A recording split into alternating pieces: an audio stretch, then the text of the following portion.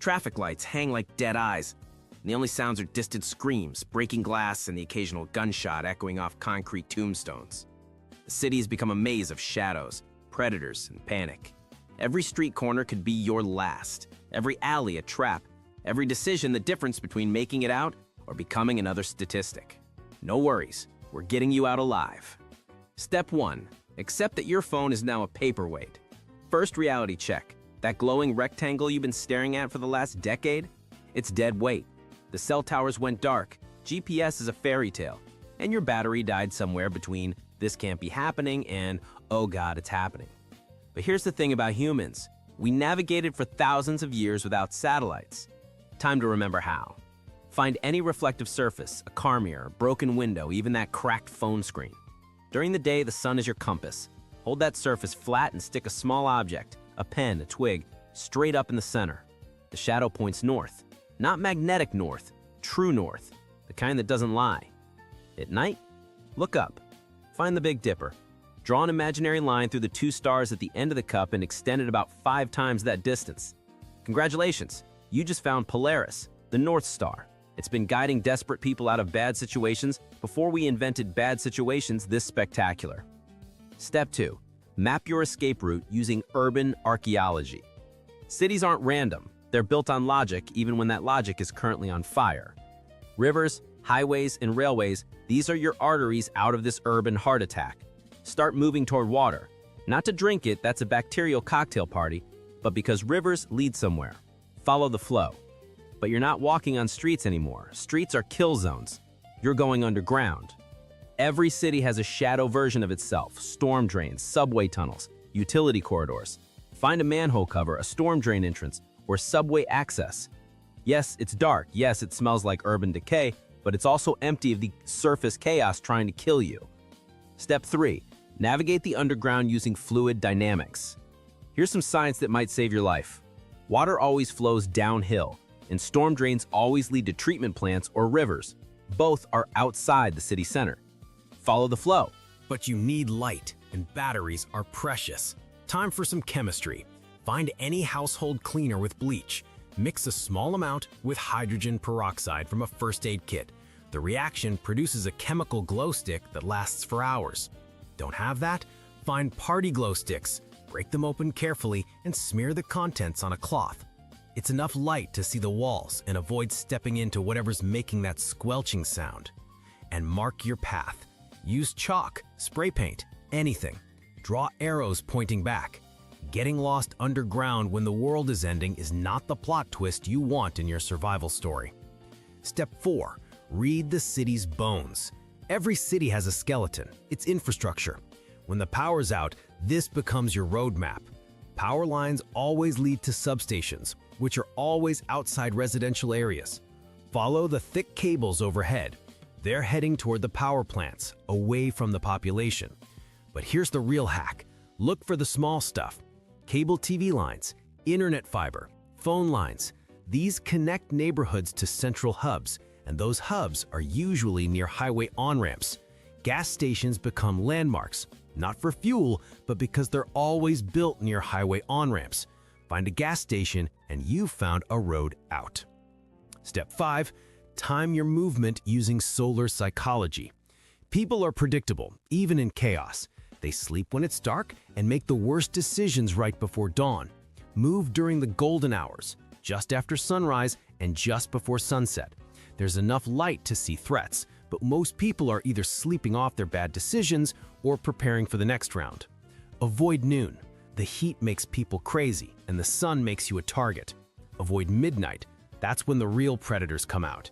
Your body temperature drops at night, making you sluggish, slowing your reaction time.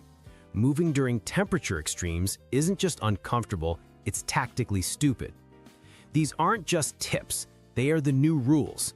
The city is a puzzle, and chaos is the clock. Solve it, and you walk free. Fail, and you're just another ghost in the machine.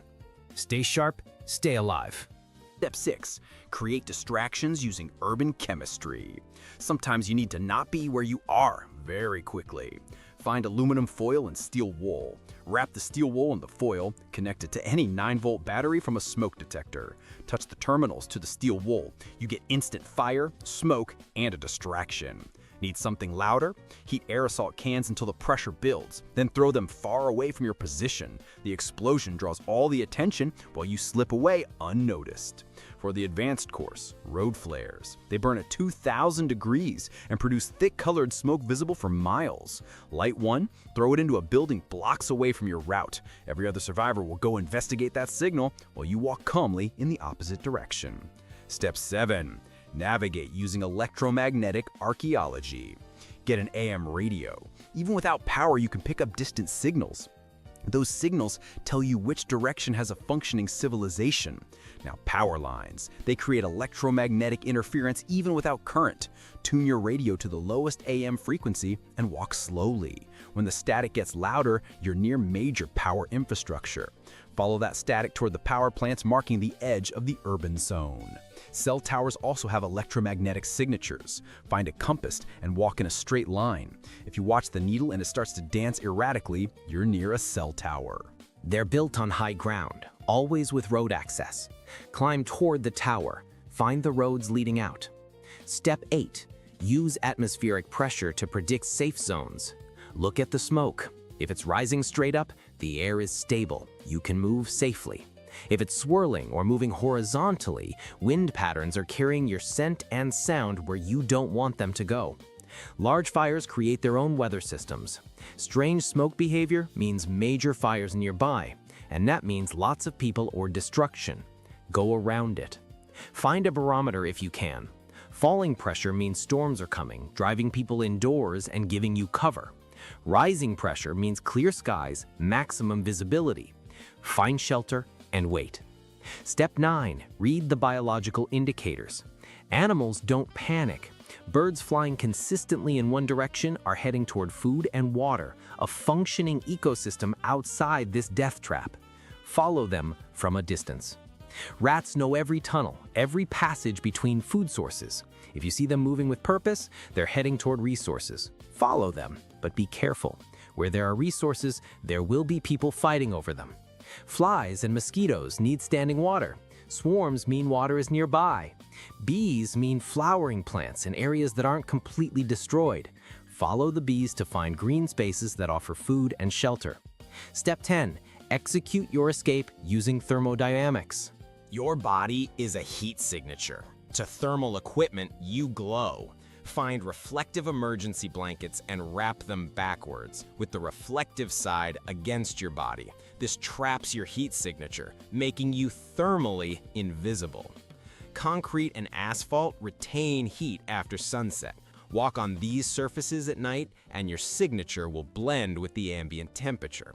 Avoid grass, dirt, and metal. They cool down fast, making you stand out on thermal imaging. Water is your thermal camouflage. Wade through streams, splash through puddles, pour water over yourself. The evaporation cools your skin below the ambient temperature, making you invisible for those precious minutes you need to cross open areas. Finally, the most important science: psychological thermodynamics. Your brain under stress is an overheating engine. Fear makes you stupid. Panic makes you visible. Desperation makes you dead. Control your breathing. 4 counts in, hold for 4. 4 counts out, hold for 4. This reduces cortisol, increases oxygen to the brain, and keeps your decision-making sharp when sharp decisions are the only thing keeping you alive.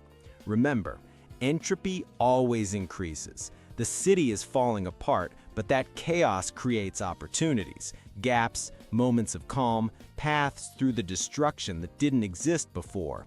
You're not just escaping a city, you're surfing entropy as civilization collapses. Intelligence is the ultimate survival tool. The city is dying, but you are not dying with it. Now move. The darkness won't hide